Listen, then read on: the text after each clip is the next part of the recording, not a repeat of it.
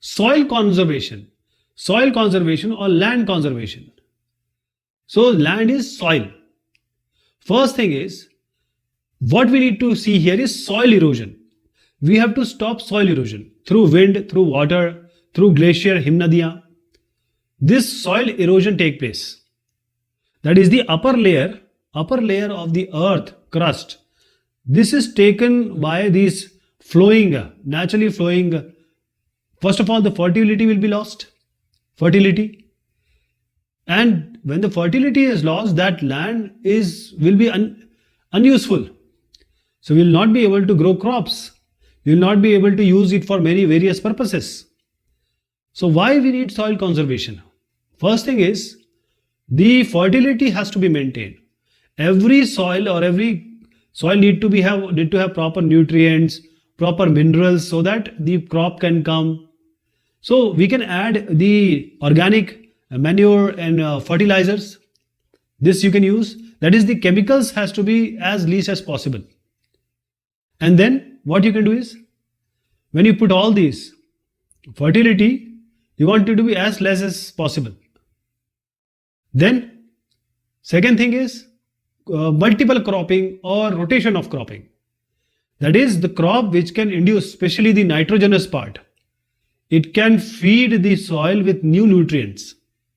Second thing is grazing. See, in a developing and underdeveloping country, we leave these animals to graze, to feed. So they eat all the plants and grass.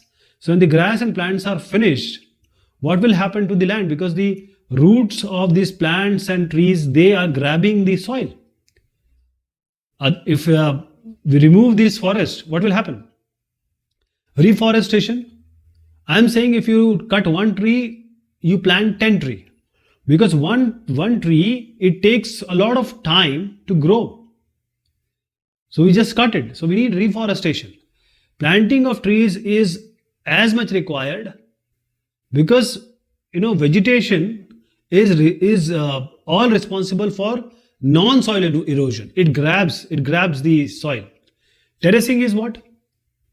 It's especially employed in the hilly areas, mountainous region. For example, you see here, there is a slope. Now if the water comes or the air comes or the wind comes, what will happen? This is a slope. So because of this angle and the gravity, the water will come downpouring or coming through this land very, very fast. So when the speed of water and wind will increase, the soil erosion will be multifold. So we don't want this water to rapidly run over or run down the slope. So we can make the flat fields. Then the other thing is contour plowing. So now plow perpendicular to the slope like this. This is the perpendicular way. The slope is like this and you have to do perpendicular. So what you can do is, and especially the hilly areas, I'll show you the picture.